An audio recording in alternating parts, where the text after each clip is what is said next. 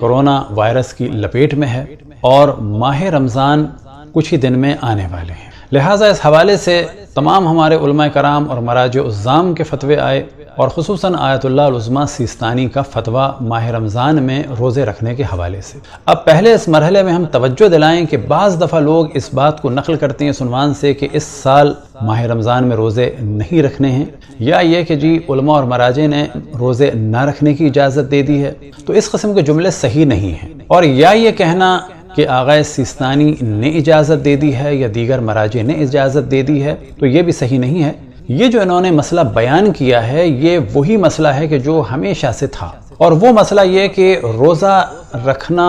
اس وقت واجب ہوتا ہے کہ جب کچھ شرائط پائی جاتی ہوں، اور انہی شرائط میں سے ایک شرط ہے کہ جب شدید کوئی خطرہ یا جان کا خطرہ نہ ہو۔ بس پھر ہم توجہ دلائیں کہ یہ موضوع کوئی نیا نہیں ہے، یہ کوئی نئی بات نہیں کی، بلکہ اس زمانے کے اس پرابلم کے اعتبار سے کہ جو کرونا وائرس کی وجہ سے ہے، انہوں نے بات کو اور کلیئر کر کے بیان کیا ہے۔ بس اصل موضوع یہ ہے کہ جو ان سے سوال کیا گیا وہ حرف بحرف تو آپ کے سامنے نہیں پڑھتے، لیکن اس کا لب و لباب بیان کر دیتے ہیں۔ وہ یہ کہ سوال کیا گیا کہ عام طور پر ڈاکٹر حضرات کہتے ہیں کہ اگر گلا خشک ہو تو کرونا وائرس سانس کے ذریعے سے پھیپھڑوں تک جلدی پہنچ جاتا ہے، لہٰذا گلے کو تر رکھا جائے، اور جیسا کہ آپ کے علم میں ہے کہ ماہ رمضان میں روزے کے عالم میں ناک اور منہ دونوں خشک ہوں گے، تو ایسے میں کیا کیا جائے؟ لہٰذا آغا سیستانی نے جو سب سے پہلے توجہ دلائی کہ روزہ رکھنا ایک شخصی معاملہ ہے۔ شخصی معاملے سے کیا مراد؟ کہ حتیٰ آغا سیستانی بھی یہ نہیں کہہ سکتے کہ اس سال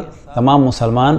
روزے نہ رکھیں، بلکہ ان کا فتویٰ کیا ہے کہ یہ معاملہ ایک شخصی معاملہ ہے، یعنی ڈیپینڈ کرتا ہے ہر ایک مسلمان کی اپنی سچویشن پر۔ بس فرض کریں کہ ایک شخص کسی پہاڑی علاقے میں رہ رہا ہو، میلوں تک وہاں کوئی نہ ہو، کسی قسم کا اسے کوئی کرونا وائرس سے افیکٹ ہونے کا خطرہ نہ ہو،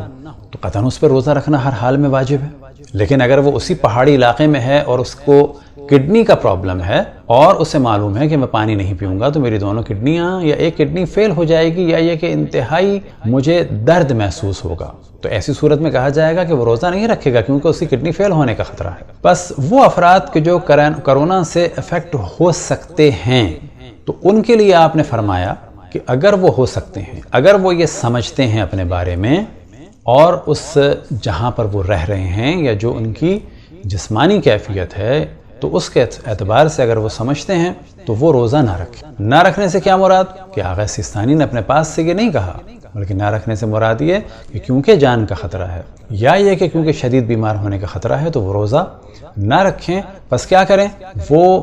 ماہ رمضان کے بعد اس روزے کی قضا کریں۔ دوسری ایک چیز جو انہوں نے ارشاد فرمائی وہ یہ کہ چوئنگم ٹائپ کی کوئی چیز اگر چباتے رہیں، کہ جب انسان چباتا ہے تو گلینڈز لعاب دہن پیدا کرتے ہیں اور منہ خشک نہیں ہوگا، تو یہ بھی کیا جا سکتا ہے کہ روزہ رکھیں۔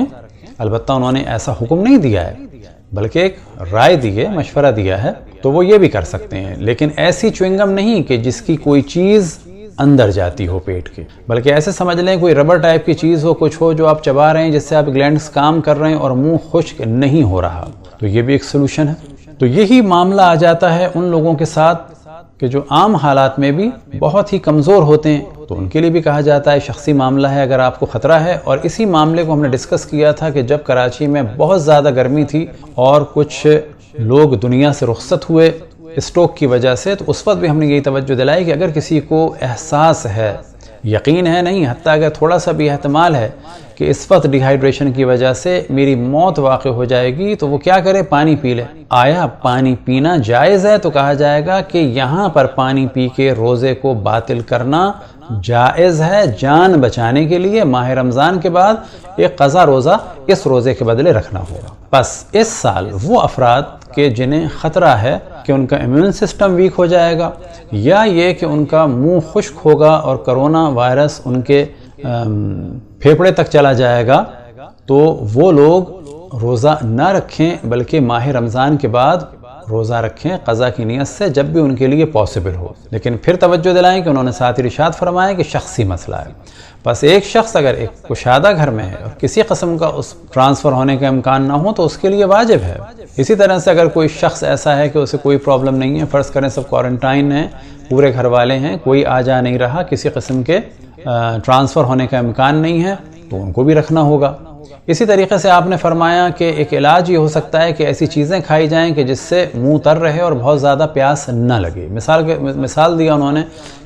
دی انہوں نے جیسے کہ تربوز ہے یا خربوزہ ہے یا کھیرا ہے اور اس قسم کی اور چیزیں کہ جو انسان کو کافی حد تک پانی پرووائڈ کرتی ہیں، کھانے پینے کی چیزیں۔ اسی کے ضمن میں کہا جا سکتا ہے کہ انسان فرض یہ کریں کہ اگر گھر میں ہے تو وہ رات بھر جاگے اور سحری کے بعد سو جائے، اور اس دوران اگر وہ کہیں باہر نہیں جا رہا اور کرونا ٹرانسفر ہونے کا امکان نہیں ہے تو وہ روزہ رکھ لے۔ بس یہاں پر پھر توجہ دلائیں، کیونکہ مختلف لوگ مختلف باتیں کریں گے، کچھ ہمارے دشمن بھی بات کریں گے، کچھ نادان دوست بھی بات کریں گے۔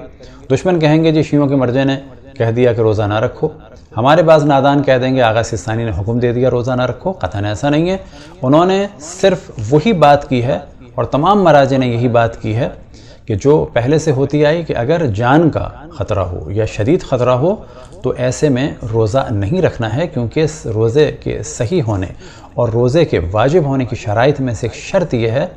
کہ جان کا خطرہ نہ ہو یا کوئی اور شدید نقصان کا خطرہ نہ ہو۔ خداوند تبارک و تعالیٰ سے دعا ہے کہ ہم سب کو اپنی عبادت اور بندگی کی توفیق عطا فرمائے، خصوصاً اس ماہ رمضان میں اور آنے والی ان ماہ رمضان کی شب قدر میں۔ اور جو سب سے بہتر عمل ہوگا اس ماہ رمضان میں بھی اور زندگی کے ہر مرحلے میں، وہ ہے خداوند تبارک و تعالیٰ کی بندگی کے بعد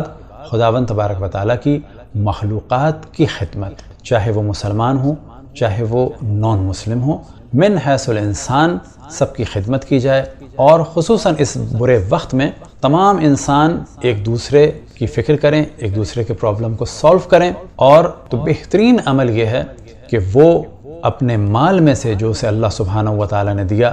جس مقدار میں بھی دیا، جتنا زیادہ دیا ہے اتنا زیادہ اللہ سبحانہ و تعالیٰ کی بارگاہ میں پیش کرے، اس صورت میں کہ اللہ کی مخلوق کو دے، خصوصاً وہ مالدار لوگ کہ جن کے پاس بہت مال ہے، اور خصوصاً وہ لوگ